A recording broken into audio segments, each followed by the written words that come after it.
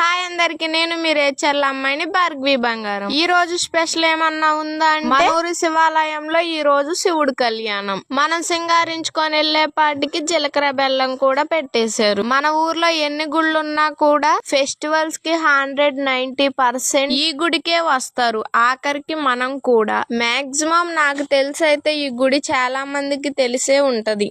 మన ఊరు నుంచి ఏలూరు కానీ సత్తుపల్లి కానీ వెళ్లే వాళ్ళు చాలా మంది మాక్సిమం చూసే ఉంటారు అనుకుంటున్నా. చాలానే సార్లు వెళ్ళాం కానీ టెంపుల్ అయితే ఎప్పుడు కనిపించలేదు అనుకుంటే ఈసారి అటు సైడ్ నుంచి గట్లాగా వెళ్తే ఒక్కసారి మన శివయ్య దర్శనం చేసుకో బ్రో. మరి అలాగే ప్రతి ఇయర్ పడుపూజ కూడా చేస్తారు. పడుపూజ మాత్రం చాలా గ్రాండ్ గా చేస్తారు. ఈ బయట మెయిన్ రోడ్డు వరకు అయితే అసలు ఖాళీ అనేదే ఉండదు. మన శివయ్యకి ఇది 42వ కళ్యాణం అంట.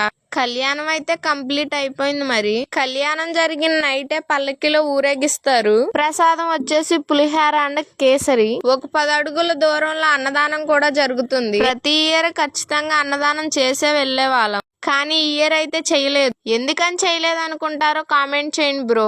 ఈ రోజు వీడియో అయితే ఇదే. మరి నన్ను సపోర్ట్ చేసే మీ అందరికి చాలా థ్యాంక్ యూ సో మచ్. ఉంటానే మరి, బాయ్ బాయ్.